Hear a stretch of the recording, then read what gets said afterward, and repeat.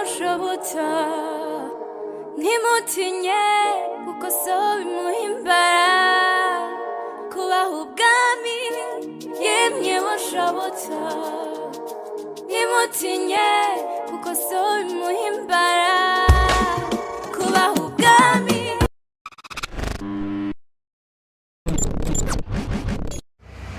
Twese turifuza kubaho ubuzima bwuzuye isobanuro.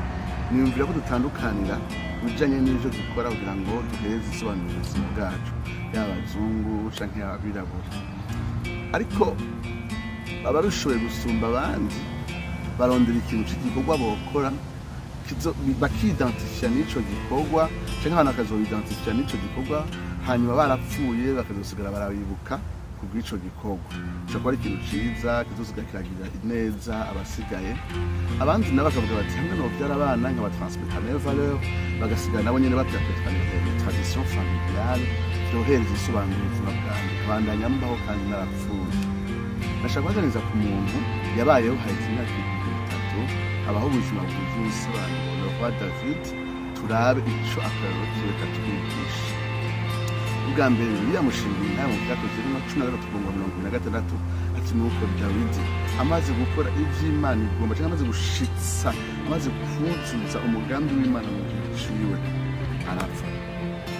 Iri ryungana cyangwa iyi verse ikuwe muri discours Paulo yagize mu rugendo rwe rwa mbere rw'ijana butumwa mu mahanga hariya mu 16 cyakozwe n'intumwa, aho yari kwaganiriza abayahudi. Intumbero yiwe kwari gushikana abayahudi ariko baramwumviriza kuri iyi ndunduro yuko Yesu w'i Nazareti ari we Kristo, kandi guharira ibyaha no gutsindanishirizwa biboneka gusa muri we, kandi ari we abatsindanishiriza ivyo ivyagezwe bitashoboye kubatsindanishiriza. Kugira ngo ashike kuri iyo ndunduro, Paulo abahereza incamake y'icigwa ca kahise. Abayahudi bari abantu bakunda kahise cyane kandi bashinze rwose muri kahise. Nimvira ko haciye bamwumviriza bateze amatwi. Abahereza icigwa kigufiro ca kahise, ahagereza kubasubiramwo inkuru yabo n'Imana, cyane cyane agaruka ku bantu batandukanye bakomeye Imana yagiye ikoresha muri iyi nkuru y'ubwoko bwa Isirayeli hamwe n'Imana. Atangurira kuri Mose, ariko mu by'ukuri iyi nkuru itangura cyane rwose kuri Aburahamu. Imana imukoresha ikamuhamagara ikamukura iwuri mu Kaludaya ikamutwara muri cya gihugu cy'i Kanani, aho uruvyaro rwiwe ruzohava rugerera mu nyuma rukazonegukira. Ariko kumbure Paulo yahise guhera kuri Mose, kumbe ko ari ahava agahereza identite y'ubwoko abisirayeli ntaco.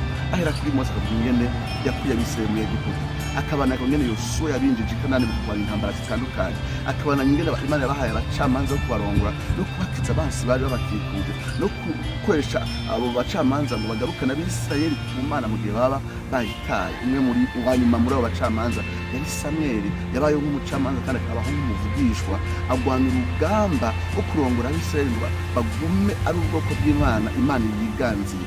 Ariko ni mu gihe ca Sawuli ca Samweli nyene yisabira umwami wo kubaganza. Ivyifuzo vyabo Imana igahereza umwami Sawuli, ariko mu nyuma irazohereza umwami ahwanye n'umutima wayo, ari wo mwami Dawidi. Aho ageze kuri Dawidi aca amanza agahagarara, abandanye inkuru yose ya Isirayeli aca amanza agahagarara. Yarazi yuko Dawidi ari umuntu akomeye cyane mu vyumviro vyo ariko arabumviriza. Yarazwi nk'umwami adasanzwe, yakoze ivy'ubuhizi, yakoze ibidasanzwe, yarwanye intambara zikomeye, ariwe yaguye imbibe za Isirayeli zikangana nk'uko Imana yasezeraniye Aburahamu yuko umwandu wabo uzova ku ruzi rwa Nili gushika kuri Efurate. Yarwanye intambara zikomeye. Mbere ivyizigiro vy'abayahudi kwari uko hari uwundi mwami azoza w'umwuzukuru wa Dawidi, agasubira kandi akanagura inganje y'Abisirayeli, agashobora kuduza ubwoko bw'Abisirayeli bukaba hejuru y'andi mahanga yose. Vyari ivyo vyizigiro bari bafise. Yarageze kuri Dawidi yaciye inzira gatoya, ariko aca kosora ikintu gikomeye cyane. Abayahudi bihenda ko iyo bariko bararimbura ku nkuru yabo n'Imana, ntibabona yuko abatandukanye Imana yagiye ikoresha muri iyo nkuru vyari ibimenyetso gusa, vyari ibitutu gusa birungika canke ukuboko gutumbereza kuri Kristo atunganye, yagira ngo azoze aserure ubwami bw'Imana, agaragaza ugucungwa, acungura imitima y'Abisirayeli kandi abere umuco n'abatari Abisirayeli abanyamahanga.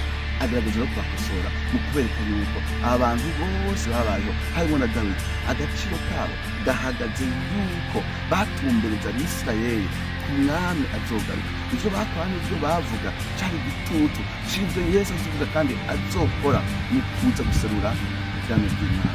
Reka tube kuri Dawidi gatonya tusabe ibintu bikenya bimuranga n'ingene ubwo buzima bwa Dawidi buhabwa agaciro, buhabwa une valeur éternelle, agaciro k'ibihe bidashira na Yesu Kristo. Nuko Dawidi ari identifié na Yesu Kristo ubwa mbere na mbere. Imana yagira ngo izoze mw'isi icungure abantu mu guhinduka umuntu kandi ikaguma ari Imana. Muga mu guhinduka umuntu Yesu yategetswe kuza nk'umwuzukuru wa Dawidi, nk'umwana wa Dawidi. Yesu azokwama avuga ibihe byose nk'umwana wa Dawidi. Nta teka risumba kuri Dawidi ico onye, si uko yishe Goliyati, si uko yagoye intambara zitandukanye, ariko nuko Imana imuheza ikibanza kidasanzwe aho aba sekuruza w'Imana muntu Yesu Kristo. Bwa kabiri, ivyo yavuze mu mazaburi bitandukanye vyavuga ubuzima burenze ubwo Dawidi yabayemo, vyatumbereza abantu kuri Yesu Kristo. Hari amazaburi twita amazaburi mesiyanike, amazaburi atandukanye ya Dawidi naho umenga ariko avuga ubuzima bwiwe, ariko biravye bwari buvugishwa kuri Mesiya yagira ngo azoze. N'akarero muri igice ca 10 c'Ivyagezwe n'Intumwa, Pawulo agaruka ku majambo Dawidi yavuze avuga ati, kandi ntuzokundira uwera wawe abora. Ese wese azi ko Dawidi yapfuye kandi yaboze. Mani majambo Dawidi yako avuga ko we yariko avuga ko wundi mwami azoza, wewe azopfa mugabo atazobora, azozugwa mu bapfuye, ari we Yesu Kristo. Reka tuvuge ivyo yabwiwe n'isezerano yahawe, n'isezerano n'Imana. Iryo sezerano ryari isezerano rivuga uruvyaro rwa Dawidi nyene ruzokwama ku ngoma ivyo byose, ariko byari birenze Dawidi n'uruvyaro rwiwe mu buryo bw'umubiri.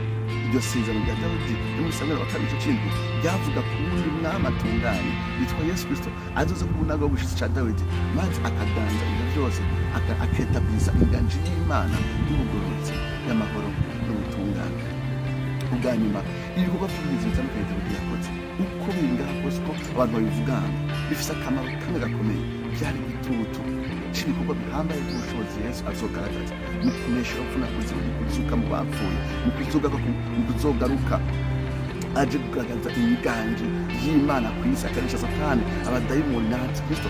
Kandi n'uno munsi ubu Yesu Kristo aganje biciye mu bushobozi bwa Mwera n'ubutumwa bwiza, aho ubutumwa bwiza biciye mu bushobozi bwa Mwera binesha inkozi zose z'ikibi na Satani hano mw'isi, bikagaragarira mw'ishengero. Ibikorwa byose vy'ubuhizi vyose vya Dawidi vyatumbereza kuri iyo nganji ya Yesu Kristo, ubwami bwa Yesu Kristo buzogaragaramwo ubushobozi bw'Imana, haba mu gihe c'ishengero canke Yesu niyagaruka. Uri kuranyumviriza, ashaka dushike kuri indunduro isanzwe, ubuzima bwacu bugira agaciro iyo bwubakiye kuri Yesu Kristo. None mu majambo magufi n'ibihe bikenya vyoburanga ubuzima bwubakiye kuri centre kuri Yesu Kristo. Ubwa mbere na mbere, Yesu Kristo aba ari isoko y'ukubaho kwacu. Ni isoko kubera biravuga muri Kolosani mu Baheburayo yuko isi yaremwe nawe byose byaremwe nawe kandi biremwa kuri vyiwe. Mu buryo bw'umubiri Yesu n'umuremyi, ariko kandi mu buryo bw'impemu niwe aturema bushasha.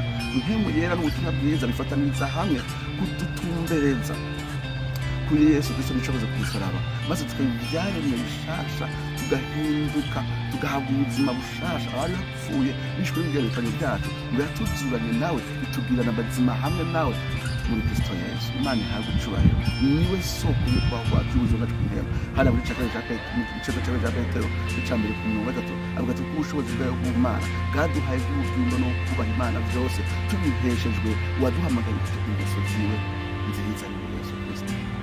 Ubwa kabiri, Yesu Kristo niwe ikidusubiza, niwe notre motivation. Ijambo tuzi ko Yesu ari notre source, ariko kandi Yesu c'est notre motivation.